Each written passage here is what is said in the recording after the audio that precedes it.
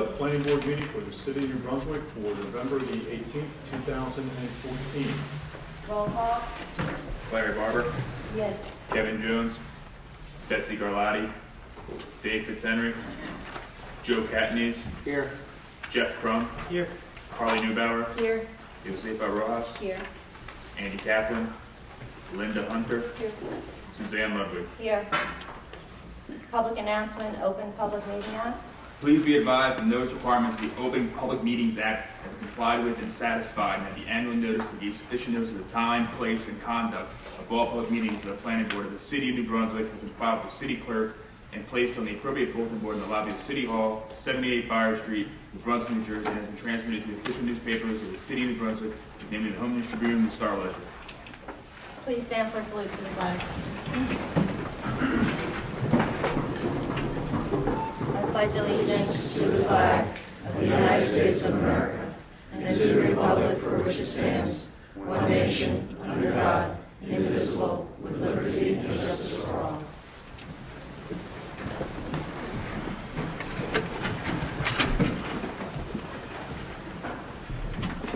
Minutes of the board's October 14, 2014 meeting.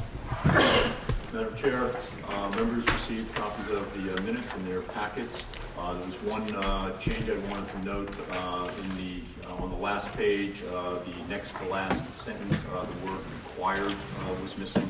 So at the very end of the next to last sentence, I made that change in the computer copy, but make that in your copy.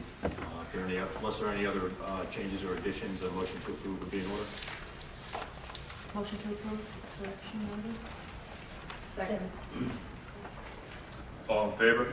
Aye. Opposed? Minutes pass. Old business, Construction Management Associates PB 2013-25, site plan of variance application for the construction of a residential building located at 17 Mine Street, Block 71, Lot 4.01, Zoning District R-5A, and Redevelopment Area 2. And I believe the attorneys wanted to start with some preliminary matters. As we did the last time, we announced that we're expecting to have a rather long hearing tonight, and that, as we stated at the last meeting, that we will not start any new testimony after 10:30 p.m. Okay, thank you. Madam Chair, it's my understanding that I've discussed this with counsel for the board, and the last hearing I had made a request that a letter dated August 8th, 2014 from Daniel Saunders, which was read into the record, be marked.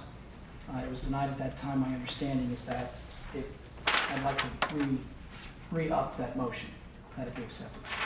Madam Chair, if I may, I did have a conversation with counsel regarding the August 8th letter. As counsel's indicated, that letter was read in its entirety into the record. At this point, Madam Chair, I would recommend that we mark it as an exhibit, as O1, and admit it for the board to consider and give it whatever weight it believes that it shall give that letter. Okay. Madam Chair, for the record, Thomas Kelso on behalf of the applicant.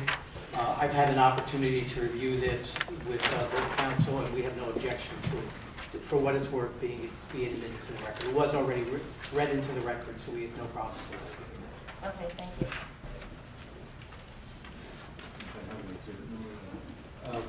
If we can mark it as O1 with today's date of 11/18/14.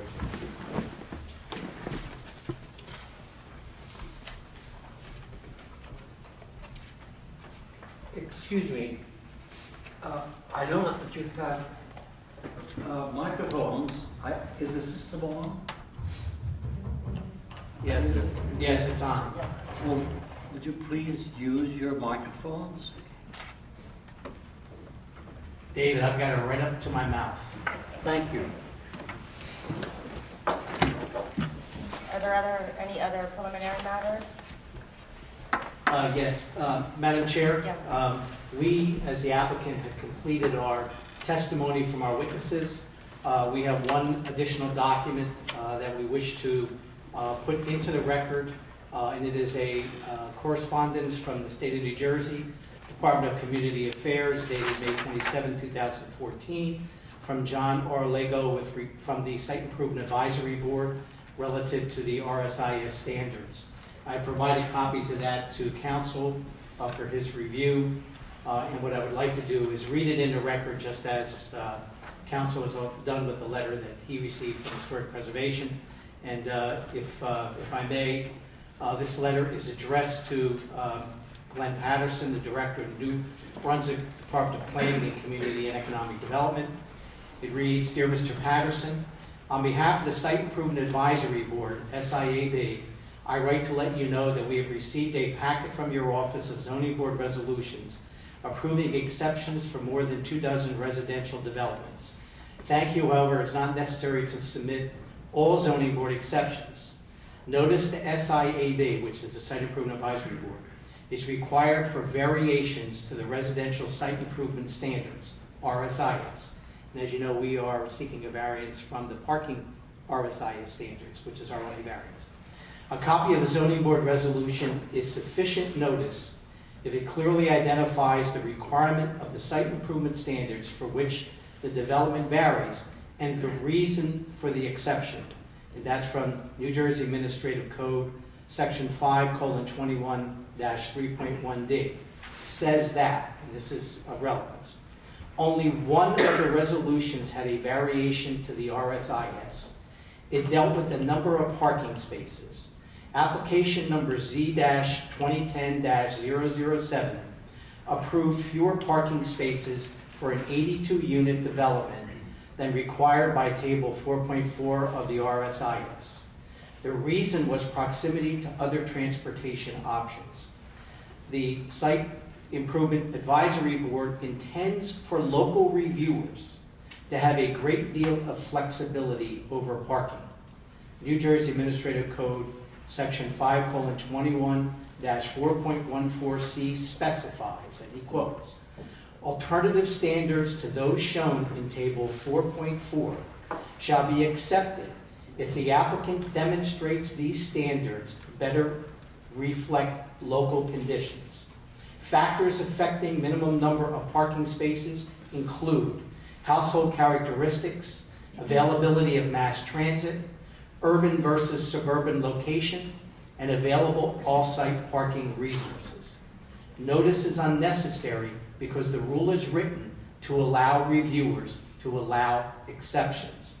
Again, thank you for your notices. Should you have any other questions, so on and so forth, from Mr. Lego. We offer this to you because it's germane to the specific variance exception request that we're making this evening. Again, I provided copies to your council for distribution. Arvind, any comment? If we can have this marked as A11, and introduced to the record, marked as A11. We do have copies to distribute to the members of the board. Is that correct, council? Yes. And I would indicate to the board, as we've indicated in our testimony, the standard that was identified in the redevelopment plan, which was created by the city, reflected the RSIS standard that was mandated in RSIS for residential developments like this. And the letter clarifies clearly that the state permits the local reviewer, meaning the planning board, a great deal of flexibility in determining whether or not they're appropriate. And I believe... Madam Chair, if I may. Yes. Mr. Patterson received this letter in May, and I don't believe it's regarding this application. Is that correct? No, that's correct. No, it was submitted down to the state. Mr. Siegel submitted a number of the exceptions down to the state, and this was the state's response to this distribution of a number of the exceptions to them and clarifying what was necessary. One of the objections that I believe we had, objector's counsel was, if I'm not mistaken, your indulgence, if you wouldn't mind, just for one moment.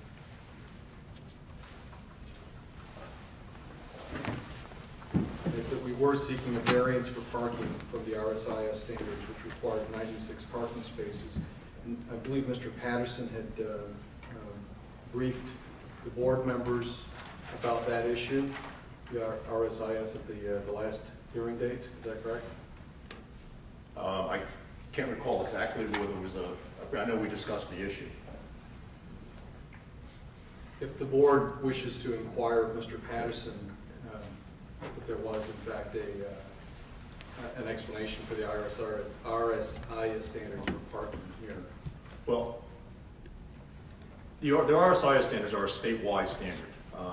Everyone's required to follow those. I guess this letter is indicating local boards have the ability to have some flexibility on those based on evidence that there are local conditions that would warrant supporting a change from them.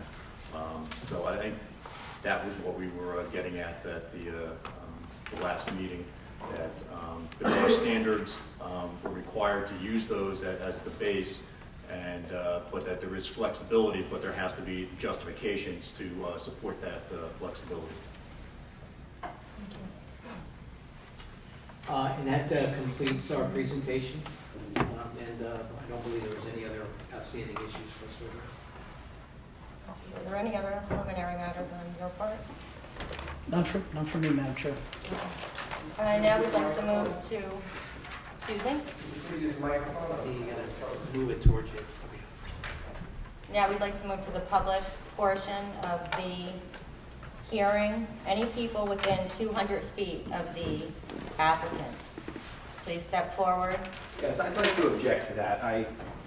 My name is Charles Cradaville. I'll be happy to swear in if necessary, but I don't believe that's a procedure that's written down anywhere where people who live within 200 feet get preferential treatment. Mr. Cradaville, we're just for the sake of order, we're going to have the folks within 200 feet first, if there are any, and then we'll open it up to everyone else outside of 200 feet, but just as a courtesy to folks within 200 feet if they wanted to speak first.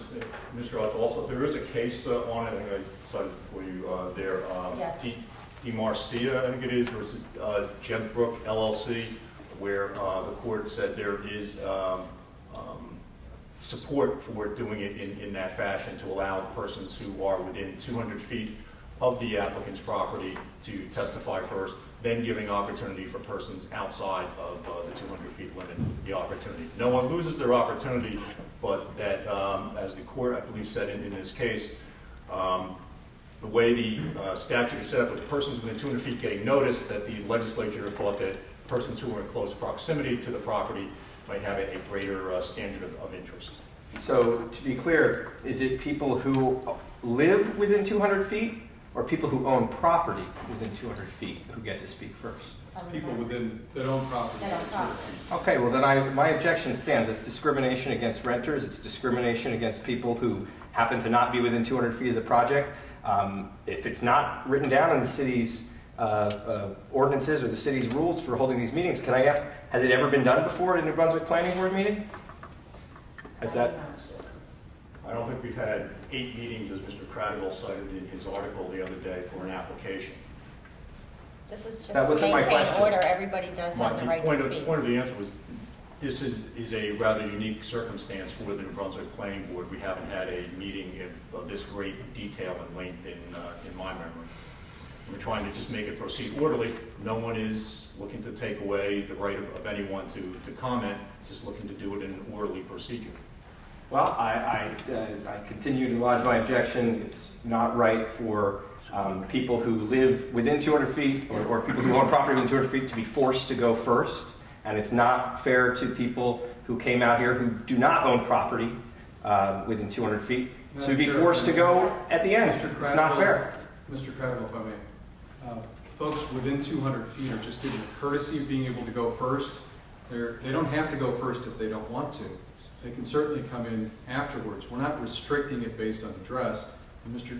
Cradaville's point being that people are somehow prohibited from being able to voice their objections or to be heard. The board is not prohibiting anyone from being heard. It's just the order in which they're heard. So, and Mr. Cradaville's objection is noted for the record. Unless there's a further objection, I would recommend to the chair that we proceed with property owners within 200 feet first. Thank you. I'm sorry. For noting the objection. Are there any property owners within 200 feet who would like to step forward?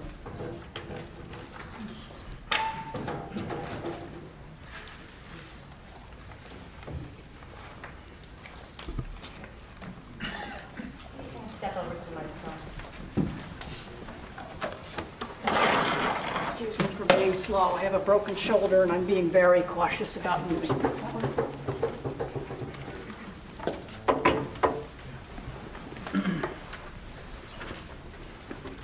Can you raise your right hand, state your name, spell your last name for me, please? Nancy E. Beardsley, B-E-A-R-D-S-L-E-E, Reverend Nancy Beardsley.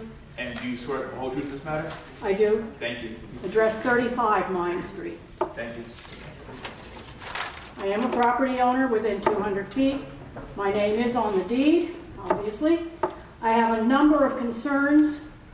The parking is a major problem almost every day, and I cannot give you exact day, but I have spoken to the parking people at least once a week about cars that are parking with either their front or their back into my driveway enough that it is almost impossible for me to get in and out of the driveway. The way I understand parking said that they're supposed to leave, I believe, 4 feet, something like that, and they're not, and parking has been aware of that. I have spoken to them time and again. There have been times when I have needed to get out in a hurry because I'm clergy, and I've not been able to because of the parking. It is a serious concern of mine. Mine Street is just clogged.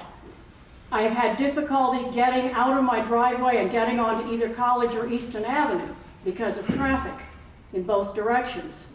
And again, I realize I'm not an EMT or an MD, but sometimes clergy do get calls and we have to go someplace in a hurry. And sometimes I have been unable and have had to tell somebody that I will get to you as soon as I can. The parking, or the lack of it, the difficulty of getting in and out of my own driveway, the difficulty of getting down the street, these issues are a major problem, major concern. I'm concerned about the whole safety issue with any more traffic on Mine Street. It's a narrow street with a turn, as you know. There have been a number of traffic accidents on the corner of Mine and Union. And again, increased traffic, I'm not a traffic engineer, but I don't think increased traffic is going to reduce that situation. That's a dangerous and difficult corner. A friend of mine who was on the police force, and I don't know if I'm allowed to say this or not because it's hearsay, but a friend of mine who was on the police force said he doesn't make that turn in his police car, let alone in a private car. So anyway, I'm concerned about what is this going to do. Is it going to devalue the property of those of us that still own private property? Single-family homes, like mine is.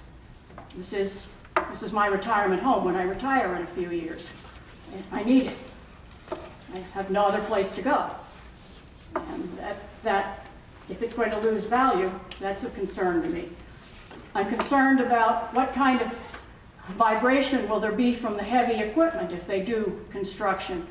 I noticed over at the seminary they had things that registered vibration near the historic library to make sure that the foundation was not being damaged. Is there going to be any such provision to make sure that if this project goes ahead, that the vibration does not damage the foundations of the homes that are there?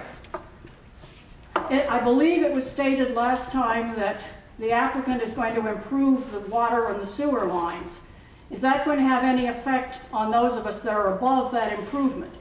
I have noticed with the increased number of apartment buildings on Union Street, a decrease in my own water pressure. Is that going to be a problem? And is there going to be any decrease in the water pressure in the fire hydrants with this increased building?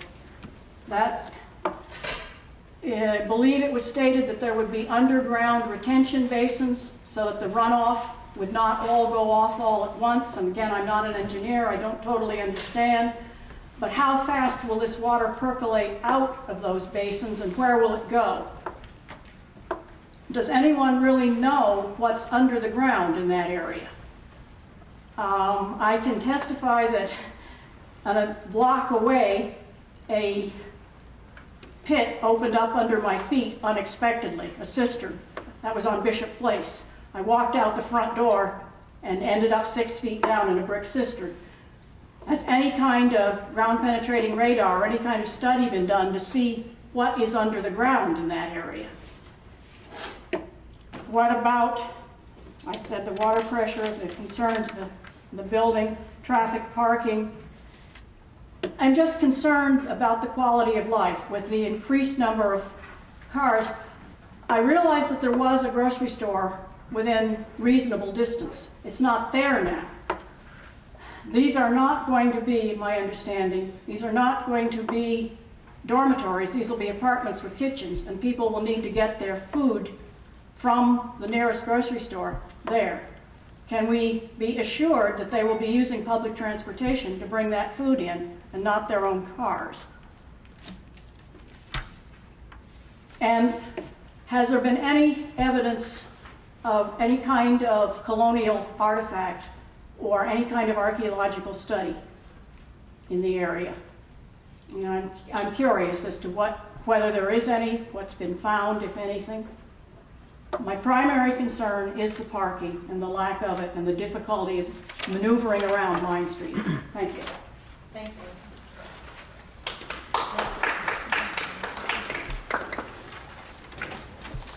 Sir, can you raise your right hand and state your name, spell your last name for me, please? Ezra Nathan, Nathan. And do you swear to the whole truth in this matter? I do. Thank you. Please proceed.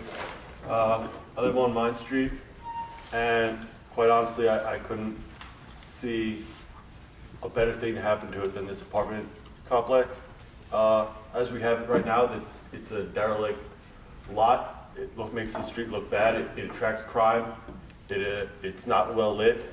This building will bring, you know, a more modern, lived-in look to the street, which I think we need. There's a lot of crime there, and this would be a well-lit, safe place. I lived there. That bend in the road, a lot of people park in front of that house. Now it won't be a parking spot anymore because people will be parking underground. A lot of the people who own properties on Main Street, and I know my landlord included, do not keep up the house to nice standards. So it'd be nice to have, you know, a new landlord there building a new thing, actually caring in Main Street, because myself and those who live on the street, as I've spoken to, really, they don't see much care from people. I see the houses falling down. I see this you know, empty lot now, and it's an eyesore. People don't want to live on my street. I walk friends to my house, and they ask me, you know, what's going on here? Why is this an empty, dark lot? Why haven't they built here yet? So it's really, the faster we get this project moving, it would be more appreciated. Thank you. Next. Sir, can you raise your right hand and state your name and spell your last name for me, please? Samuel Seelenfreund, Seelenfreund. And do you swear to the whole truth in this matter? I do. Thank you. I came out tonight to express my support for the project. I feel like I speak on behalf of the silent majority, those who are afraid to voice their opinions and others who just don't know how to voice their opinions. I have a lot of friends who live in this area, and they're upset with their housing. They don't feel like it's safe. And, you know, this is a positive change for the community. And I feel like the faster we get this project moving, the faster we'll get positive change in New Brunswick. And that's what we need. That's what we students feel we need. We want to be safe, and we want quality housing. Thank you. Is there any other public comment? Beyond 200 feet. Is there anyone within 200 feet still? Then the floor is open for everyone.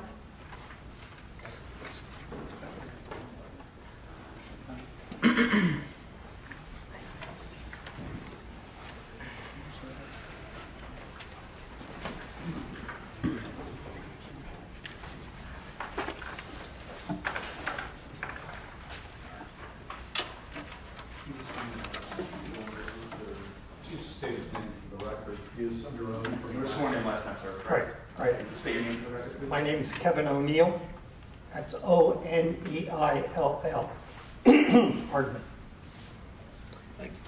Good evening. Excuse me, just when we say, I don't believe he's testified since his You were sworn in last time. Yeah, he testified last time. last hearing. Yeah.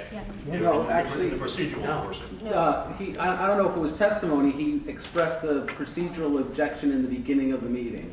So since this is a new application, I would recommend that he's sworn in. Sir, can you raise your right hand, state your name, spell your last name for me, please? My name is Kevin O'Neill. My last name spelled capital O apostrophe capital N-E-I-L-L. And you swear to the whole truth in this matter? I do. Please proceed. Thank you. Excuse me. Thank you for the opportunity to speak. Again, I'm here out of concern for my daughter, son-in-law, and grandson who live at 15 Mine Street. Pardon me. Over the past month, I have reread the city zoning ordinances, the master plan, the re-examination of the master plan, and the College Avenue redevelopment initiative relative to Lot 4.01 in Block 71, commonly known as 17 Mine Street. After rereading these documents, I am even more convinced that this application should be denied. And let me explain two major reasons. If you were to review all the documents related to the College Avenue redevelopment initiative, you would find that in 2012, the parcel in question was designated housing for New Brunswick Theological Seminary and Rutgers Hillel. There's the exhibit. That's the way it was presented. Should we Have mark that that? marked as, you wish the board to consider that exhibit, sir? Surely. Why don't we mark that as 02 with today's date? We have a clarification. Can we have a clarification of what the source of that exhibit is? Yeah, Again? if I may. Mr. O'Neill? I'm going to read it for you. Right, if you could first describe what it is and Sure. did you put that exhibit together? No, my daughter did for me. Yeah. It's a matter of public record of several documents that you already have in your possession. This is a summary of This which is the document? site plan elevation schematic drawing section of DevCo's 12/2012 application to the New Jersey Economic Development Authority for the Urban Transit Hub Tax Credit Program, benefit for the College Avenue redevelopment initiative. This was the exhibit used to include the coloring. You might even notice it doesn't show an apartment building, but it does say housing for New Brunswick Theological Seminary and Rutgers University, Hillel. Just so I'm clear, Mr. O'Neill, I'm sorry, Madam Chair. Is this a copy of an exhibit that was used in a prior application, or was it used someplace else? You mean in this proceeding? No, not in this proceeding. I think you're making reference. I think I might be able to clarify this. I believe what I heard you said that this was an exhibit that was in the Urban Transit Hub tax credit application that That is DevCo correct. submitted for some of the other redevelopment projects in the area. That is correct. I want to be clear so that the record is clear as well. Thank you. No problem at all. Well, for the record, I'm objecting to it as to its relevance. Was it submitted by my client? It's not a city exhibit, and it's not relevant to this application. This application has nothing to do with the Urban Transit Hub tax credits. If you would permit me to continue, you might see the relevance. Well, I'm objecting to the exhibit. Okay. He can continue to testify. I don't have any problem with that. He can explain what his position is, but I object to the exhibit. Please continue. Continue. Okay. In 2012, when the Rutgers University Board of Governors and Board of Trustees passed resolutions authorizing Rutgers to proceed with the College Avenue redevelopment initiative, subject to this application by DevCo for urban transit tax credit. They did so believing the site would be used for seminary and housing, townhouses or condos. In the project summary of that application, you can mark this for exhibit if you will also. Why don't we have that marked? First of all, we'll mark that as 03. Right, And I'm gonna application on read today's it to you. date. Can you tell us what that is also? Right. While he's writing, I'll just voice again my objection to this exhibit as well. In the same application on page 5 of the project summary of DEVCO's same application, same document I'm talking about, it states, excuse me, I have to go back. In the project summary of that tax credit application, which was consistent with the Rutgers resolutions, DEVCO states, the Mine Street site, which is currently owned by the university, will be developed into approximately 20 townhouse apartments. These apartments provide a unique and much-needed housing option to accommodate students of the seminary as well as students affiliated with Hillel. Once again, I object to it. Whether or not DEVCO submitted an application for tax credits for this site in 2012, we know from the record and the proceedings that occurred within the city formally, that changed. The property was designated for another use. It is in, or a similar use. It was subject to a redevelopment agreement where the New Brunswick Development Corporation entity was designated as redeveloper by this city's boards, which then in turn was assigned to my client, who is now the designated redeveloper in accordance with a redevelopment plan that calls for this use as a permitted use. What occurred in 2012 and between 2012 and 2014 is what's relevant, not what may have been submitted by an unrelated third party for financing for other relevant projects. So I continue to object to the whole line of facts that are being attempted to be injected into this application. I beg to differ respectfully, Mr. Kelso. I'm not sure where the witness is going, but there is an issue here of what this property is going to be used for. And I'm not sure where he's going, but it seems like he's going... Counsel, if I may, I'm not sure that I understand procedurally what's occurring here. So we have an objection to the objection. Is that correct? Yes, I suppose, yes. Okay, well, I would say that that's probably improper. Counsel will have an opportunity to put what he wants on the record, certainly. But to object to an objection, I think, is overkill at this point. Please continue. Thank you. If I were sitting on the Rutgers board, or the New Brunswick Planning Board, or any other board, after reading these things, I would say, great, that makes a lot of sense. The Catholic Center to the Jewish Center, houses to townhouses for seminarians. I could almost hear somebody saying, in spite of the zoning, let's put 4.01 in Area 2, because the Jewish Center and the seminary and townhouses are almost identical to what is already there. That makes a lot of sense. So, Lot 4.01 is placed in Area 2 of the redevelopment initiative, even though it sits alone across the street from everything else that is zoned IN1. I guess it mattered little that this lot is zoned R5A because townhouses and condominiums are single-family residential and will fit nicely in the neighborhood, particularly if they're constructed to blend with the neighborhood. So what happened? At some point, the idea of housing for Hillel disappears. I don't know if the need evaporated or what. I suppose it doesn't matter because the New Brunswick Theological Seminary housing would still be needed, right? Wrong. Neither Hillel nor the New Brunswick Theological Seminary have expressed any need for this lot. So the very reason why this lot's in Area 2 no longer exists. In truth, with the absence of Hillel or seminary involvement, this Mine Street lot should have been removed from Area 2. DEVCO as much as did this when they decided not to develop the site themselves. Remember, believing that 17 Mine Street would be developed into townhouses for seminarians, Rutgers sells the Mine Street property to DEVCO. But DEVCO changes course and enters into a contract with the private developer to construct a 4-story apartment building. What happened to the townhouses and condominiums indicated on the redevelopment plans? All gone. Instead, now we have an apartment building entitled Theological Seminary Housing. Yet the applicant has placed on the record he does not have a written contract with the Theological Seminary and that the seminary will not be managing the property.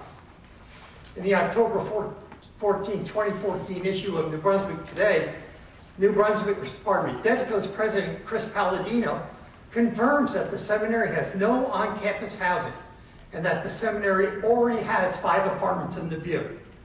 I think you can see why I believe this lot should have been removed from Area 2. Isn't it time to end this charade? Stop calling this the seminary housing project. It is not. Construction Management keeps using this title because the parking requirements under Area 2 are lower if the building is managed by the seminary.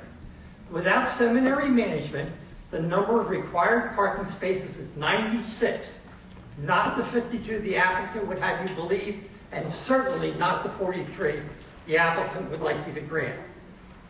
In order to enhance approval, this project has to be presented as ancillary or in support of college uses in the area.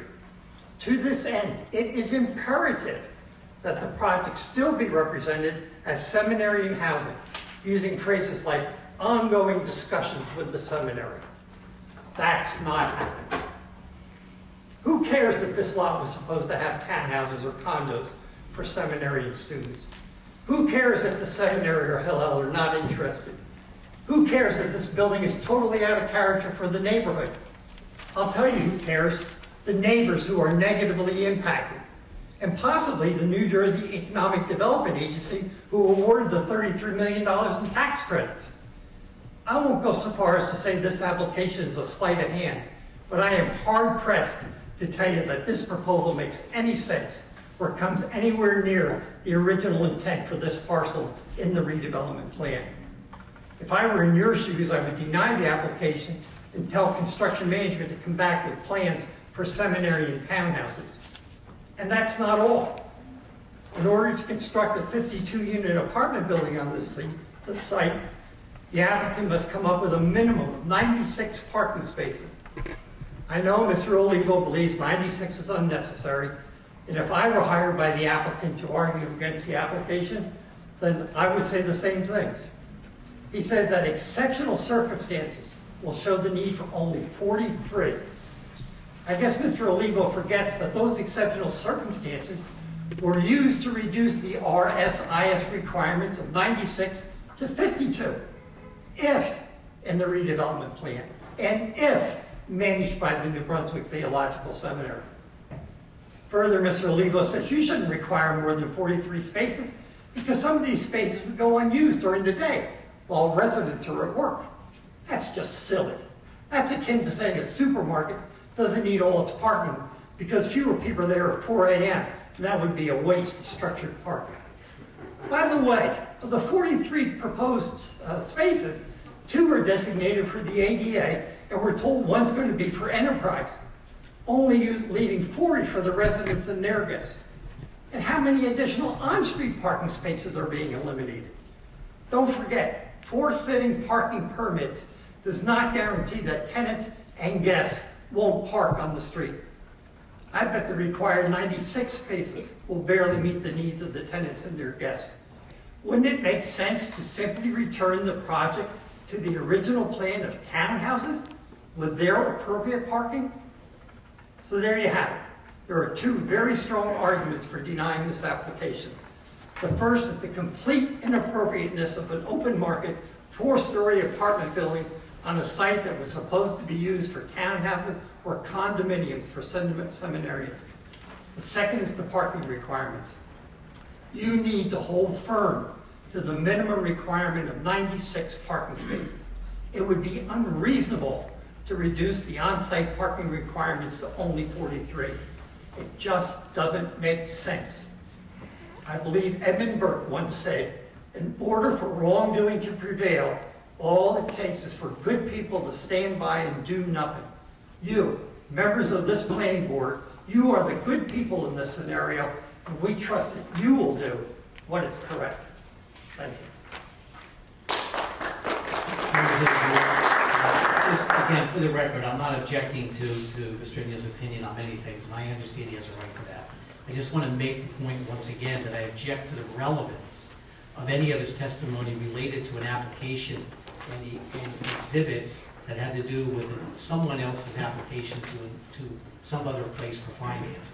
And second, to make clear that my client is a designated redeveloper, contractually permitted to have to acquire this property by the redevelopment agency, and that as designated redeveloper has rights as a result of that. But again, I understand he has a right to make his other comments, and I certainly respect that. Thank you. Objections are noted. That's correct. Is there anyone else from the public who'd like to speak?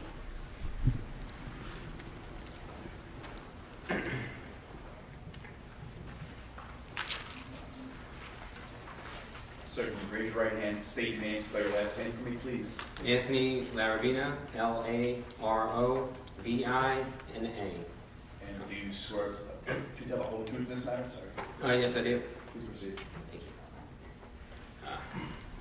My talk won't be as polished. That was fantastic. I'm a resident of the 6th Ward here in New Brunswick, and I regularly pass Main Street in my day-to-day. And, well, first of all, I feel it is reprehensible that the properties have been allowed to fall into the total disrepair that they are in currently. And tomorrow night, I will be lodging a formal complaint with the City Council just because CMA is recently owning this building or has just acquired the title to it. Doesn't mean that they can let property just languish there like that. Something should have been done many years ago, but right now, I feel it's their duty to do something about it now. Maybe nicing it up a little bit, putting a light, something, because as somebody said a few minutes ago, it is an eyesore and it is quite unsafe. So I know they've been cited, or the buildings have been cited. I don't know if CMA was the current owner of the buildings, have been cited by the city for numerous safety violations. And again, I feel it's reprehensible that the buildings continue to be in that state of condition. So if they're still standing, they should be corrected in some way. So the plans that are being discussed are neither match the architectural style of the street, nor does the building have an iconic architectural style to it that would be amazing or anything like that. It's bland, plain, very vanilla, much like most of the buildings that CMA or Premier Properties has put up. My example I can use is Union Street. CMA owns 4 properties on this street. This corporate entity has come into New Brunswick and systematically stripped grand, ornate homes built in the 1800s and 1900s from the street and replaced them by bland cubes of siding. It is horrible when I walk down Union Street now. Because I remember what Union Street looked like 10 years ago, because I'm a lifelong resident of this city. And yes, were they fraternity houses, and yes, was there occasionally garbage strewn across all over the place? These things did happen. But the houses were beautiful. You could see that they were once beautiful, at least, and maybe if the city upheld some of its own codes and ordinances, the houses would have been better taken care of. This planned building takes up nearly the entire lot, as you can see on their plans. It has minimum setback from the sidewalk. It's extremely imposing, and if you look at their photographs, it is very, very close to the adjoining properties, and again, sticks out like a sore thumb because it is so close to the sidewalk. It looks as if someone just had no care at all as to what this building was going to look like. They did redesign it, I understand that. And it was very, very boxy in the beginning. It got redesigned and it just looks like they put kind of a semi-nice face to the big box. It's not the same as what's standing there on the street currently. It's not the same as what's on the street. Down the street, if you walk down the street, it doesn't look the same because it's not the same. There's no, obviously the houses on the street were built by people who were going to live in them, who wanted them to look nice. And this does not have any of that. in it at all. It is built purely to take up as much space as possible, to put as many people as possible in it, to make as much money as possible. And I understand making money is an important thing. Capitalism is great. I like making money. Yeah, I have to go buy things, but it is to the detriment of the neighborhood. I feel that CMA or Premier Properties can make plenty of money, maybe having a smaller building. So I feel that the plan is short-sighted and half-cocked. I think with some thought, a plan could be developed to save the existing buildings and possibly place a third building in between the two of them. And yes, it's probably not going to be 96 or however many, nearly 100 units that they're planning on putting into this building, but there will be plenty of units. I'm sure 10, at least 10 to house the seminary students that may or may not exist. But, you know, something that at least matches the architectural style of the street. Or at least of New Brunswick, something. This is looking really, really poor. And I feel that the planning board has done New Brunswick a bit of a disservice by letting Union Street get kind of taken over by this very boxy, bland, vanilla architectural style, because now that is becoming the predominant architectural style of the street, and these arguments won't be any valid anymore, at least on Union Street. And I hope that won't happen with Mine Street. Yes, the housing stock in New Brunswick is quite old, but that's what makes it nice to look at when you're walking around New Brunswick. New Brunswick's an old town. That's the whole idea of, being started in the 1600s.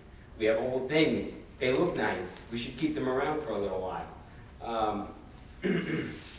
So let me further, as some arguments made by the first public commenter, which I thought were fantastic, and the applicant's counsel also made some testimony in reference to this. The applicant's counsel says that public transportation, or not, the parking requirements kind of don't apply and are a little bit flexible because there's public transportation and it's a little bit urban, and I can't quote them exactly, but I'm sure it's on the record. And that is, I feel, completely not true in this case. In this case, like the first public commenter said, there is no supermarket within walking distance to this development.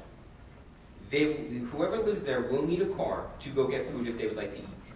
I'm sure they're going to want to eat.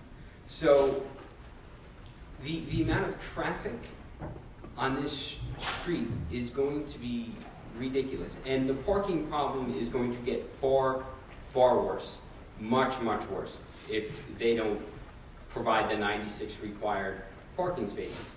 There is just no way that is going to happen where only 40 parking spaces are given, and then these people who live there are going to park wherever they want, and it's going to spill over to other blocks. It's going to be very nasty.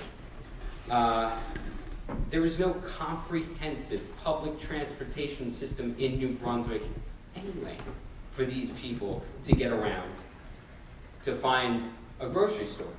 Yes, there's Wreckers buses, but that's not a comprehensive public transportation system. That's the Wreckers bus. So on the weekends, bus service is cut. In the summertime, bus service is extremely reduced to like very bare minimum. Whoever lives in this development will need a car. I need a car, and I live in New Brunswick, and I hate using my car. I love to walk around, but when I have to go grocery shopping, I need a car. It's just a fact of life. Again, speaking about traffic, not only will these near 100 people add to the traffic on Mine Street, Rutgers is also planning to put a parking deck on Mine Street, which, by the way, I'm disgusted by, and that should not happen, but I don't think the planning board of New Brunswick has any say over that, which is unfortunate, because there is no reason there should be a parking deck on Mine Street. The street is very, very narrow and has a kink in it. It doesn't make any sense. But the combination of these two things is going to turn that street into a nightmare, an absolute nightmare. And then, of course, if that street's a nightmare, then all the blocks around it are going to be turned into a nightmare as well. So I seriously hope you reconsider or consider denying this application, sending CMA back to the drawing board to come up with something maybe a little bit smaller, a little bit nicer, and something that has the appropriate amount of parking. I mean, even if it does have the appropriate amount of parking, I'm sorry, but the traffic on that street is going to be horrendous. And I personally, I'm kind of glad I don't already live there, and now this is kind of imposing on me. But that it is quite horrible. Thank you for your time. Thank you. Is there anyone else from the public who would like to speak? Please come forward.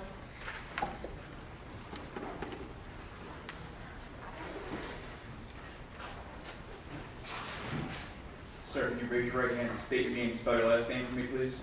David Kyle, K-E-I-L. And you swear to tell the whole truth in this matter? I do. Please proceed. Thank you. In an effort to be succinct, I will read, and some of this may be repetitive, but to let you know, I'm actually live in North Brunswick, but I have visited Mine Street area homes for over 30 years, and am familiar with the character and its parking issues, which are significant. As many residents, I'm concerned about the negative impact of such a large and non-conforming project in the midst of the historic Mine Street neighborhood, as well as the increased traffic it would generate on the narrow street. But my comments tonight relate more to the number of parking spaces to be provided by the revised plan, and for which a variance is requested. I believe there are compelling reasons to deny the application for a location that already has significant parking issues. Like the original design, the newly revised plan provides fewer parking spaces than the number of apartments, 43 spaces for 52 units, and well below the zoning requirements of 96 spaces, for which the variance is requested. Full occupancy could easily exceed 100 tenants, putting additional pressure on parking availability. At the March 11th, 2014 Planning Board meeting, it was stated by representatives of the developer that no street parking vouchers would be provided for tenants in order to prevent them from parking on Mine Street and thereby encourage them not to have a car or to drive. I would argue that the way to discourage driving is to provide convenient resources within reasonable walking distances, not to deny certain tenants the right to easy access to a car that the other tenants enjoy. Consider the simple chore of grocery shopping for meal preparation in the apartment kitchens, these fine kitchens. The Fresh Grocer, a supermarket on Kirkpatrick Street, has closed as unprofitable, and at a distance of half a mile was one of the closest supermarkets to 17 Mine Street. A mile round trip by bus, foot, or bicycle to purchase several days of supplies can be onerous for many and very unpleasant for most in inclement weather. Popular major chain supermarkets are more than a mile from 17 Mine Street. For example, Somerset, Highland Park, and near the boundary of North Brunswick. Although New Brunswick has access to trains and a number of bus lines, most tenants will likely need the use of a car to access health care, get to shopping malls, visit friends and relatives living outside the New Brunswick area.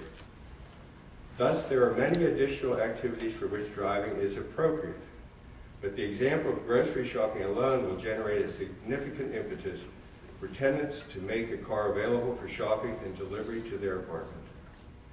Tenants denied local parking in the apartment building and on Mine Street will still generate additional parking and traffic density that will impact Mine Street and neighboring streets, exacerbating the problem as it exists. In the long run, one may wonder if the tenants denied equal access to parking spots in the building and not allowed any vouchers, will be forced to pressure for additional parking vouchers, with the legal implications and the potential for even more neighborhood congestion. That may be 1 year, maybe 5 years that it may happen. Parking codes are established based on careful analysis and best practices in order to serve all the tenants and the community. To burden the neighborhood by granting a variance for this development in an area that already suffers from limited parking spaces is short-sighted, if not irresponsible, and would be a disservice to the future tenants and to the current residents, and the variance should be denied. Thank you. Is there any other public comment?